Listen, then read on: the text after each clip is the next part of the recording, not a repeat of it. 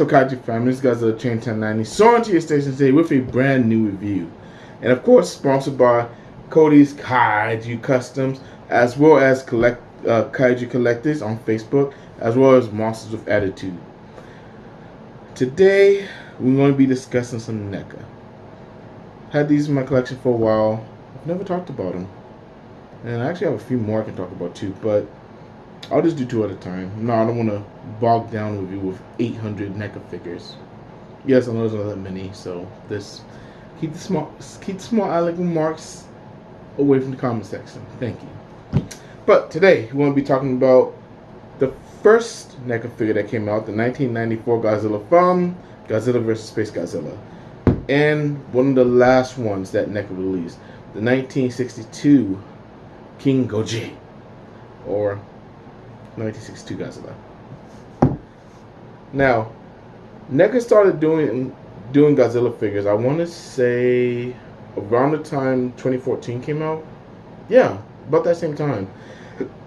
I want to say either this or the 2014 was the first Godzilla that came out. It was one of those, about 2014, 2015 when they started making these figures. And I'll show you up close look at both of these guys, because NECA has really came a long way from this to this. It's absolutely fantastic, absolutely amazing. Can't really say, and I can put it into words, but it's easier for me to show you. But alright guys, let's go and get this review on the way. I'll bring the camera a little bit closer so I can see these guys up close and personal. Thank you. And here he is, the 1994 NECA Godzilla.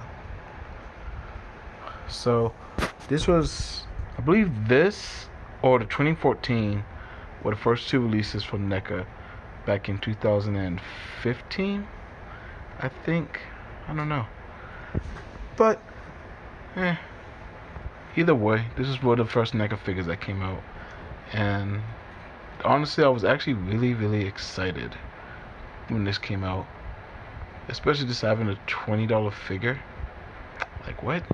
Especially eBay prices back then for Bandai figures were absolutely obnoxious. When this came out for $20, it was absolutely spectacular. And is it the most accurate Fantastic Scope of the 1994 Godzilla? Nah, but it gets the job done for sure.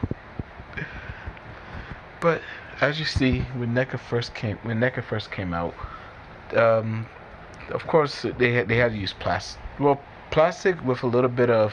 Oh, hold on, I gotta focus real quick. But while I'm trying to get focused, plastic with a little bit of, I guess, vinyl. I don't know. I don't know how to describe it. But here's a full body shot of him, and I'll show you all his little trinkets and stuff like that, of course. And he's a little dirty, but just ignore that. You don't need to know about that. But as you see, he's a really nice figure, especially for $20.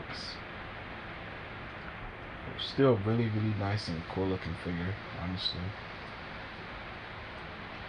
And of course, I know back then NECA had the wires in the tail that made them move and stuff for posability and things like that. But we'll go close up on his face so you can take a look at that.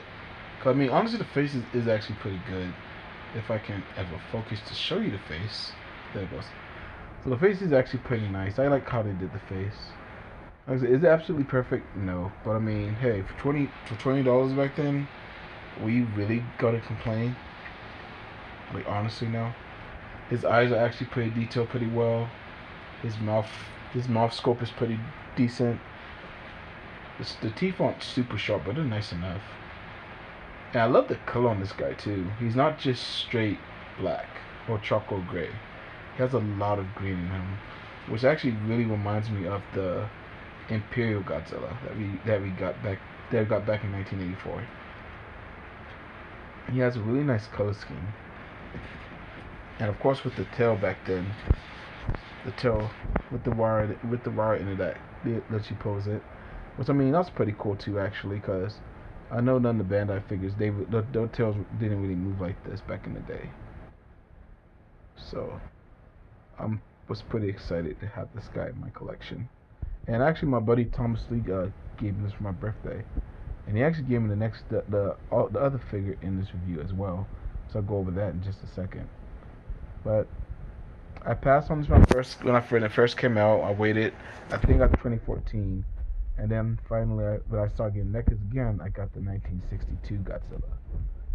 Also, I got him also from Mr. Thomas Lee or Monster Island, Monster Island reviews, Monster Island Kaiju reviews. As you see, how much better NECA has gotten over the years. Just the skin, you can just automatically see it. Then the skin texture, the the skin texture is just absolutely beautiful. And I'll show you the posability on the 94 in a little bit when I do a comparison of the two. But as you see, he has posability in his hands. Or 62 does. Has posability in his hands.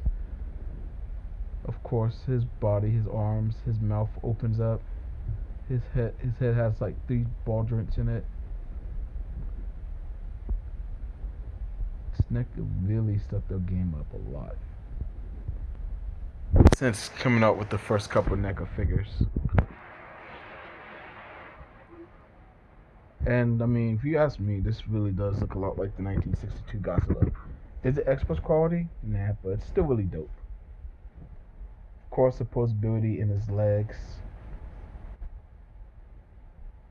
So you can do the famous jump kick that Godzilla did to King Kong in the movie. Which, if you follow me on Instagram, you've seen that shot. Of course, his upper torso move and his tail was a huge improvement. They put ball joints in the tail, and the tail moves so much easier and natural now. So dope, so amazing. Love it, love it, love it, love it. Makes it so much easier to pose when it comes to pictures. So I really do need to start taking more pictures of NECA figures. And of course, look at that Cookie Monster face. Just look at it. How can you not love this guy? Eventually, I'll get a 62X Plus in my collection, or maybe another line. But until then, this is just fine for my 62 Godzilla. But oh yeah, and of course, something they also started doing with NECA figures, they also start giving them little atomic heat waves as well. Which, if you give me a second, I'll go grab it and stick in his mouth. And of course, it had to be white because Godzilla blew his white atomic breath back in the '60s. But just look at that thing. Doesn't that look dope? Have a little scene of Godzilla melting away all the Voyagers on his way to Tokyo to go fight King Kong. But of course, if you give me a second, like I said, I'll do a size comparison so I can show you what NECA did used to look like and versus what NECA looks like, what one of the last NECA figures look like. And of course, yeah, I know 64 is the last NECA figure, but I don't have that one, so we'll go with this guy to talk about instead. Well, actually, no, 64 wasn't either, but that's another review for another day. Now, here are they both together. And again, like I said, I'll go ahead and show you the articulation with 94 as well. As you see, the hands open and close, arms move, the mouth opens and closes, the head moves slightly, not as much as the 62, but the head does move. The feet move pretty freely. Feet and the legs. I don't know why I just said feet. And of course, I already showed y'all earlier that the wire joint in the tail. But as you see, these are both really cool figures. Get that out of there. But of course, like I said, both of these are really cool figures, especially for young collectors who are just getting the Godzilla.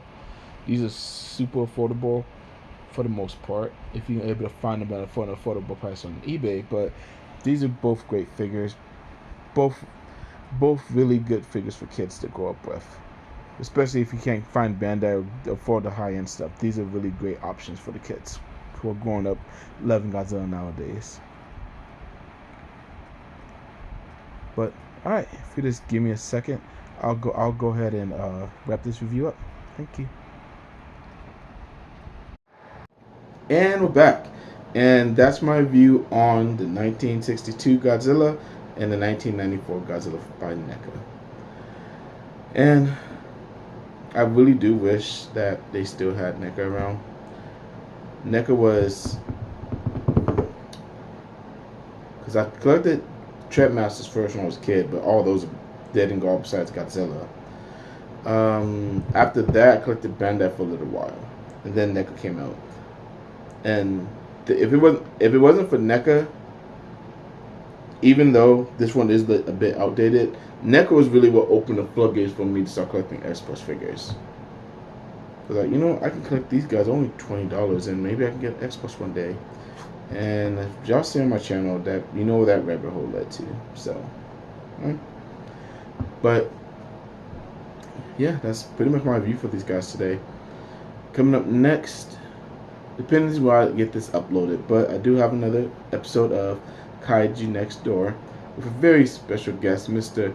the Village Goji fan himself, Mr. Jordan. He's gonna be my special guest this week, who I'm gonna be getting up close, getting personal with, as far as him being a collector and a person and a great human being. He's really cool, really nice person. I consider him a friend, and I hope y'all do too after you watch that interview. That'll be going live.